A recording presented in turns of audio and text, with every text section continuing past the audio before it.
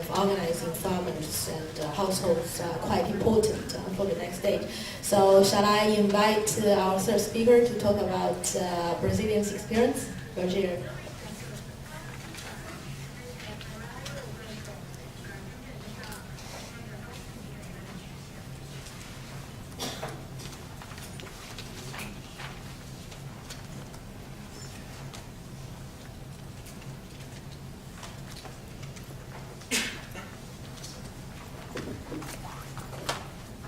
Sorry, my English is very poor, but I have wonderful interpreters, so it isn't a problem. Português, não. Primeiramente, bom dia a todos. Para mim é uma honra participar do primeiro fórum sobre sustentabilidade. De antemão, já gostaria de agradecer aos organizadores do evento e a todos os novos amigos que fiz aqui na China, sobretudo a equipe que me acompanhou nas visitas.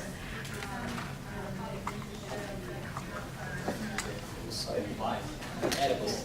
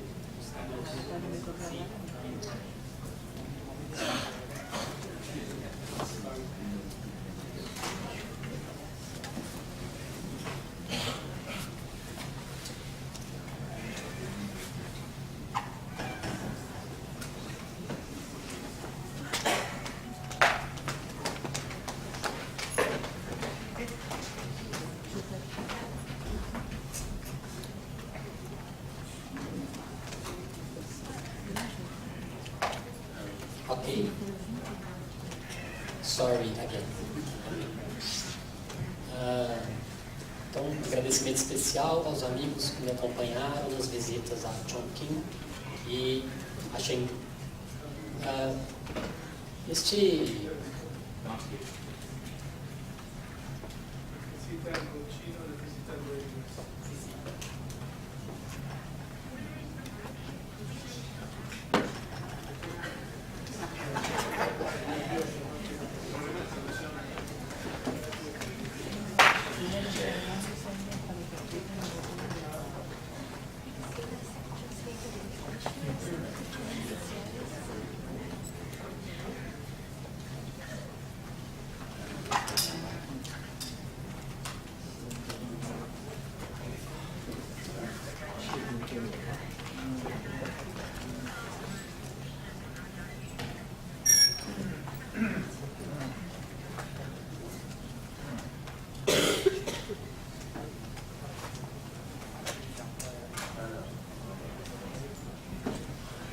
Ready?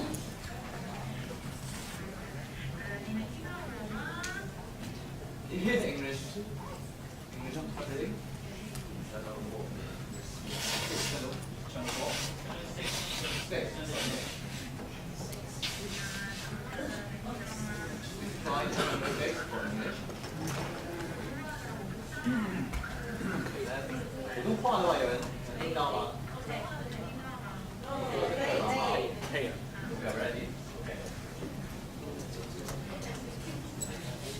Ok, sorry again.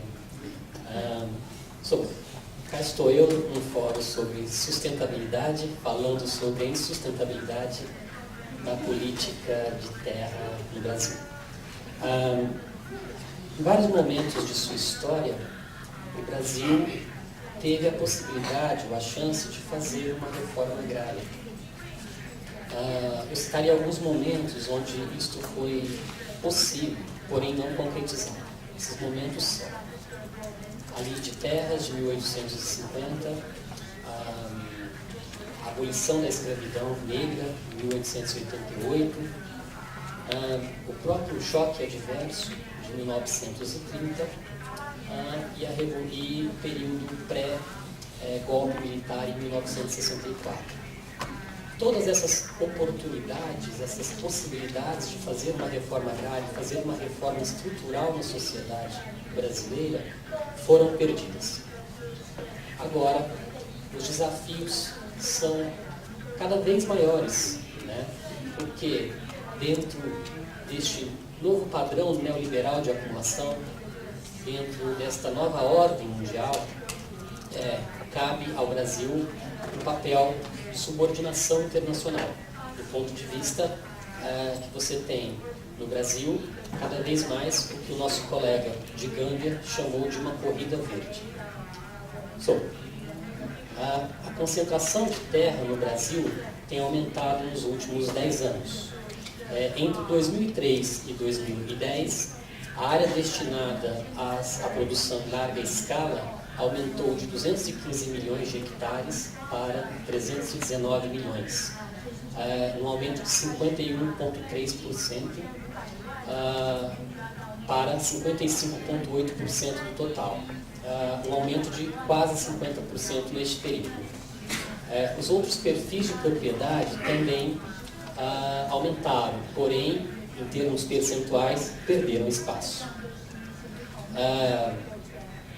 Entre 2000 e 2009, a participação do Brasil, das exportações brasileiras de commodities subiram de 2,77% para 4,66%, ou seja, dobraram.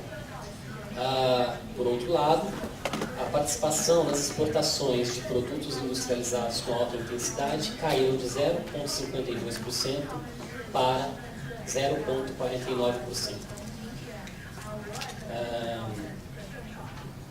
Na verdade, deixa eu tirar esse slide aqui. O governo brasileiro tem feito uma escolha muito clara: a não reforma agrária. Para se ter uma ideia, no Brasil, até hoje, para se definir se uma terra é produtiva ou improdutiva, se utilizam índices baseados na agricultura brasileira de 1975. Né? Então, temos que considerar que hoje a agricultura, em função da utilização de herbicidas, pesticidas e novas técnicas agrícolas, é muito mais produtiva. Porém, o governo brasileiro, nos últimos 40 anos, não teve força sequer para atualizar os índices que definem se uma terra é produtiva ou não produtiva. Lembrando que as terras produtivas não estão disponíveis para a reforma agrária.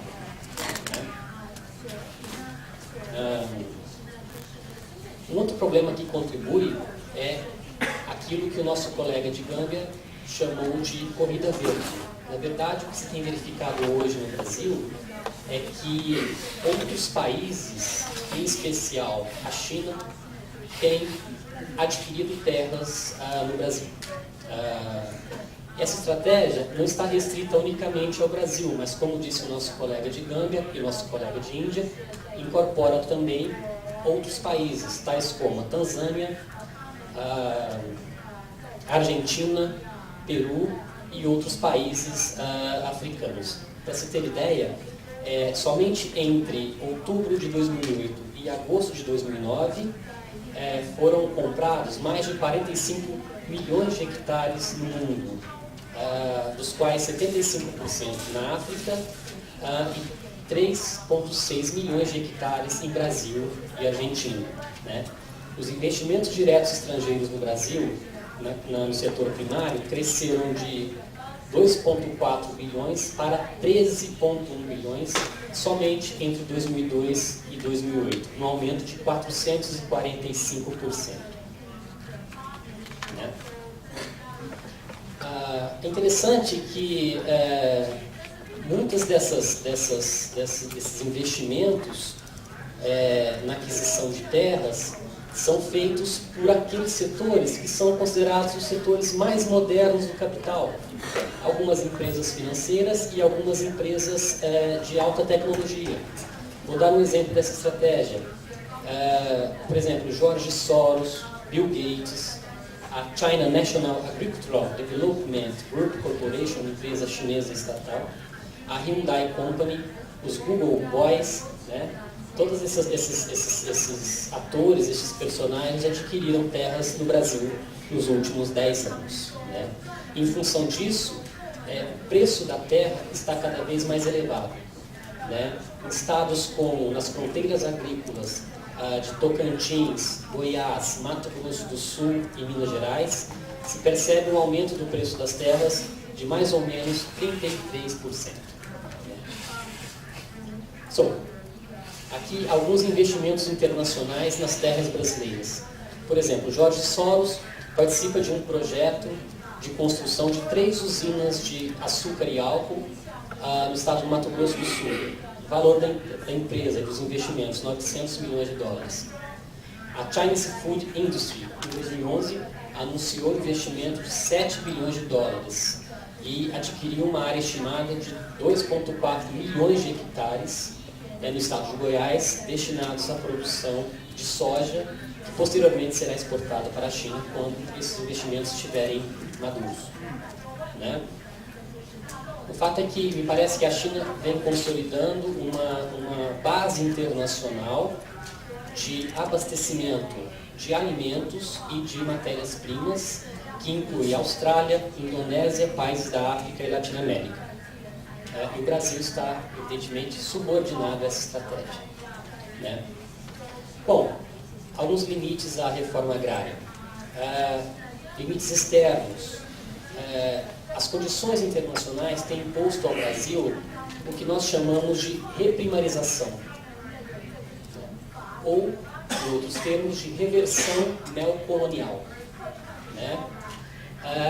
Internamente, se percebe que sucessivos governos brasileiros têm perpetuado a situação da terra. Em 2009, apenas 0,91% dos proprietários detinham 44,42% da terra da área ocupada. Né? Enquanto as propriedades com menos de 10 hectares ocupam somente 2,36% da área disponível para a agricultura no país. Então, o fato é que a estrutura agrária brasileira, ela pouco se alterou nos últimos 50 anos. Né?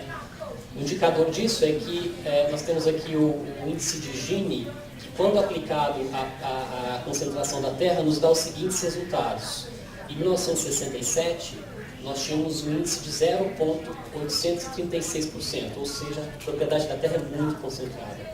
Porém, em 2006, essa propriedade da terra, que já era concentrada, tornou-se ainda mais concentrada e o índice de Gini evoluiu para 0,854%. Né? A despeito do avanço da quantidade de terra disponível para a agricultura, de 26,7% do país para 31,3% entre 1989 e 2010. Temos aqui agora um gráfico onde nós temos diferentes perfis de propriedade, e você percebe que basicamente esses perfis pouco se alteraram durante os últimos 50 anos. Percebam, propriedades abaixo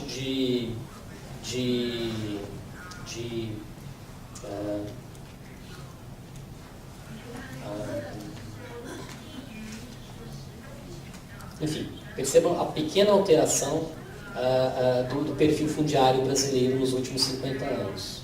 Né?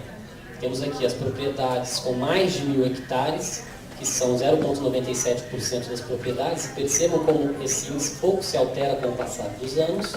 Depois nós temos as propriedades entre 100 hectares e 1.000 hectares, né? Aqui em vermelho. Percebam também como pouco se altera. Aqui em verde nós temos as propriedades entre 10 hectares e 100 hectares, e em azul as propriedades abaixo de 10 hectares. Enfim, disso nós tiramos a consideração de que a opção brasileira tem sido uma espécie de congelamento da estrutura da propriedade da terra. Né? O caso brasileiro, quando observado no longo prazo indica inflexibilidade em relação aos perfis de propriedade, né? Isso indica que, basicamente, isso é um projeto brasileiro de longo prazo, né? Bom,